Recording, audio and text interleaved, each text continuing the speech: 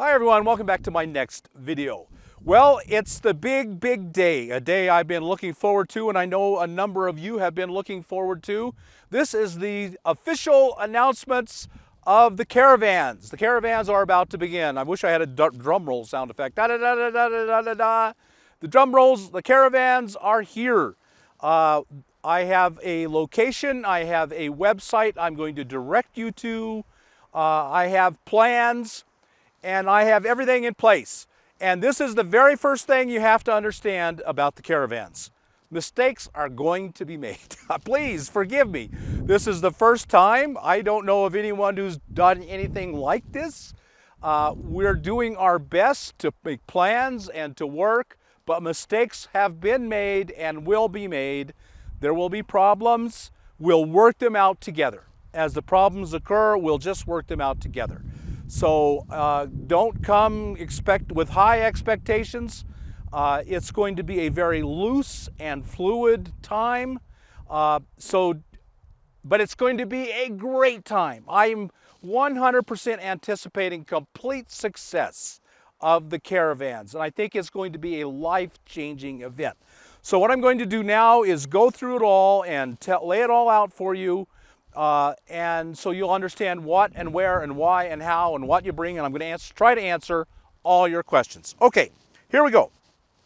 First, I have a page set up. Don't write me all your questions. Go to the page, try to figure it out, and then if you can't figure it out, you can write me an email and ask me. But I don't want to answer 10,000 questions when I've got a page to answer them and I've got this video to answer them. Go by that first. Okay, first the page is cheaprvliving.com/caravans. As simple as I can make it. I like simple things. I'm a simple person. cheaprvliving.com/caravans. There will be the schedule. There will be all these questions and answers, everything, what you need to bring, all of it will be there. Go there first.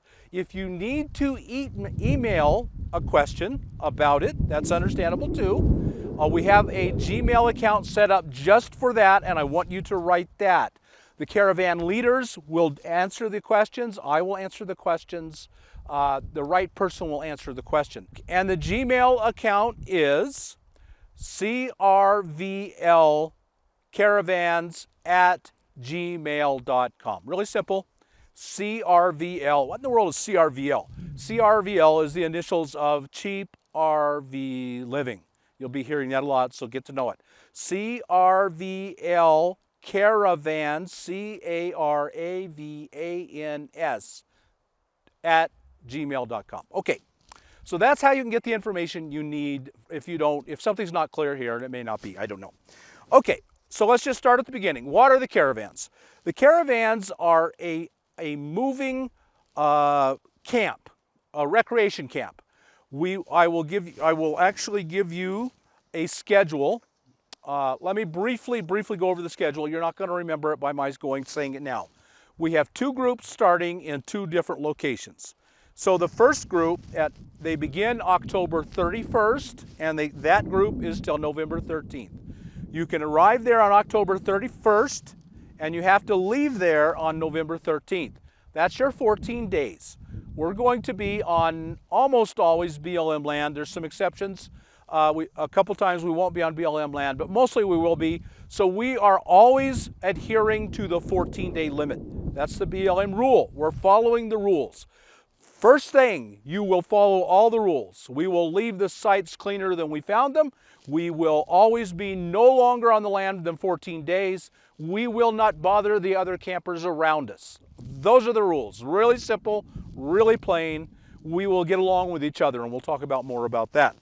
So the first group will start at Anza Borrego State Park, which is in California. We'll have maps for every location. We'll have GPS coordinates for every location. You can find them. And then if you can't, you got a question, maybe then you can write to the Gmail account, which is crvlcaravans@gmail.com, and someone will give you the better directions. It's my goal to go out and have a driving video into every spot. And I'll tell you, at mile 2, you turn here. At mile 3, you turn here. At this mile, you zero out your odometer. The first group will start at Anza Borrego on October 31st to November 13th. And the second group will start at Ehrenberg. Now, I've got a video up on how to get to Ehrenberg. You should find that no problem. And then they will move, and October 31st to November 13th. On November 13th, both groups move. Imagine musical chairs. And here's a group at this chair and this chair. And on this date, they start, and on November 14th, they have to move. So boom, they move. And then on November 28th, they have to move again. Boom, they move. And then on December 12th, they have to move again. Boom, they move. And then on December 26th, they have to move. Boom, they move. And then finally on January 9th, they both end up at the RTR at Quartzsite, Arizona. So it's all scheduled around the Quartzsite, Arizona. But do you see that? It's a scheduled time. You can leave your house at any time of the year after October 31st, and you will know exactly where to drive to and meet people. You never have to be alone except the drive to get there. That's what this is all about. The whole point is to create friendships, to have fun, and to create community. That's what this is all about. Recreation and socialization. We're not doing anything else. There aren't going to be any classes. There aren't going to be, there will be loosely scheduled events. In other words, if a group decides, let's have a pizza night, and we all contribute $5 and we have a pizza night, and you go out and, you're going to make that happen. One of the stops is Yuma. And I would guess that you'll all get together and say, hey, let's drive into Algodones, because you're going to be within 10 miles of Algodones.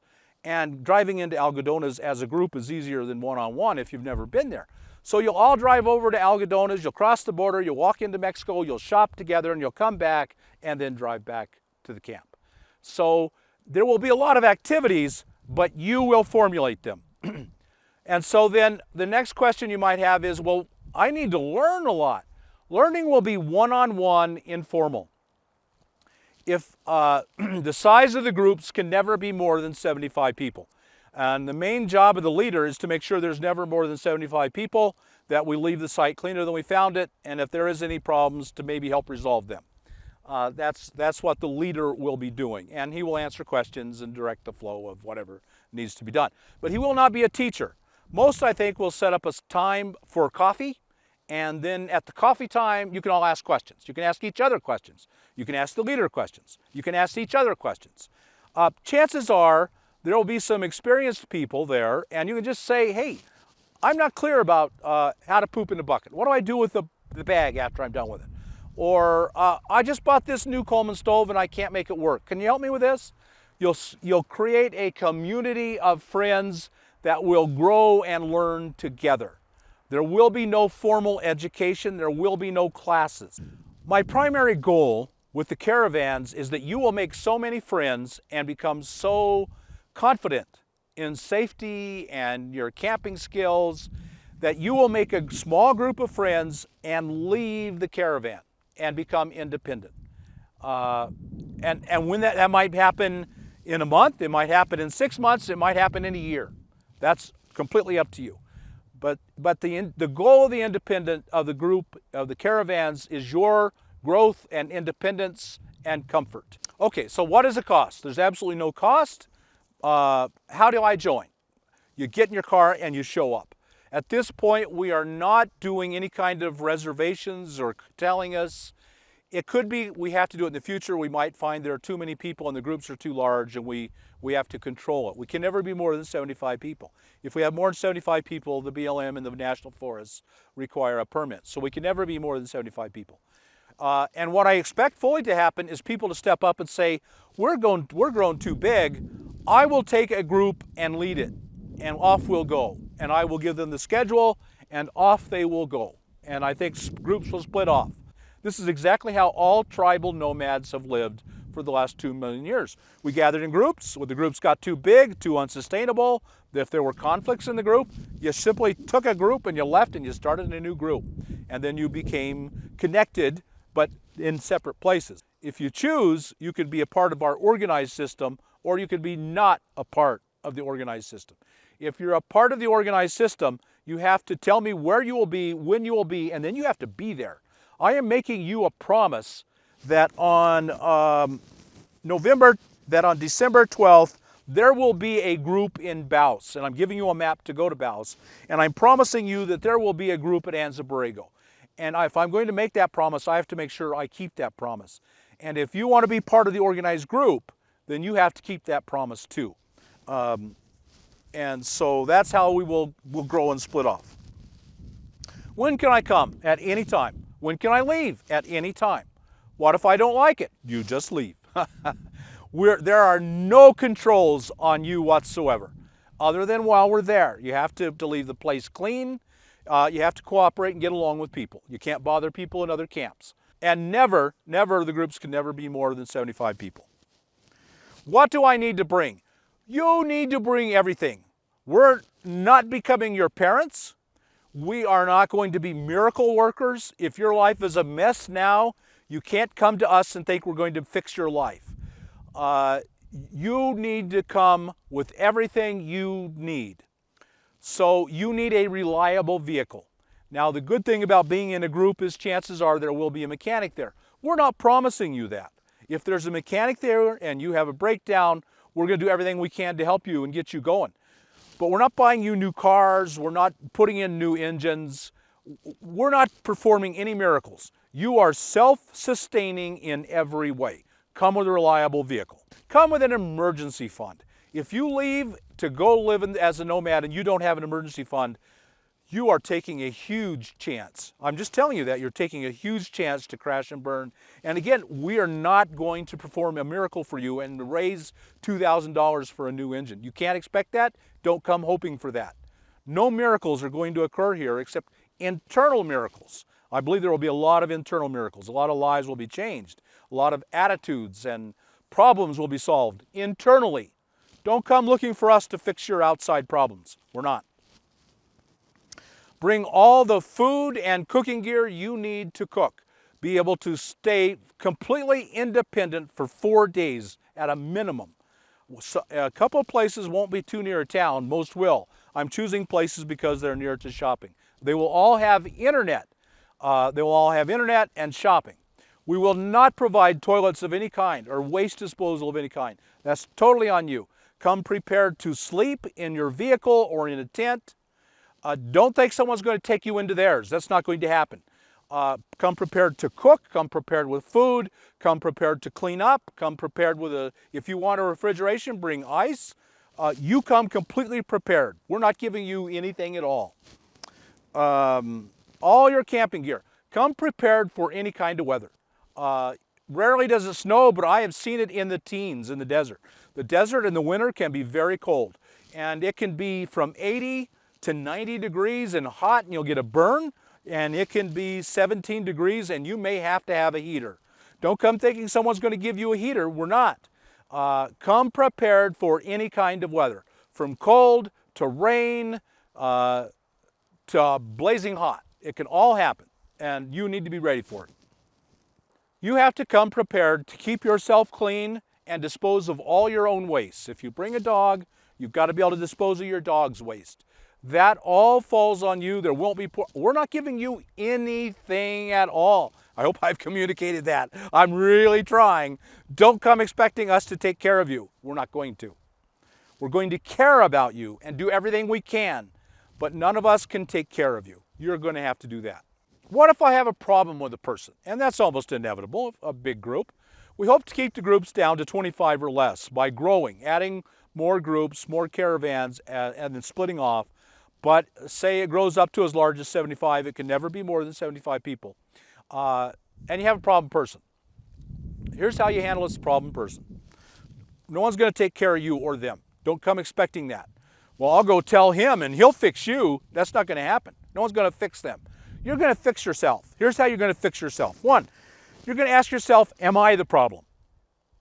Stop pointing your finger. Look at the thumb that's pointing back, and you say to yourself, how much am I contributing to this problem? Honestly say that. Is there a way I can make this a win-win for both of you? That's the first way you're going to fix all problems. Stop pointing the finger. look at yourself, say, how can I make this a win-win? And sometimes it's just on them. That's the way it works sometimes. Then you have to say, am I overreacting? Am I just demanding to be right and demanding that he know and honor and respect me? Well, sometimes you just have to not be right and not be respected. Sometimes I just have to yield.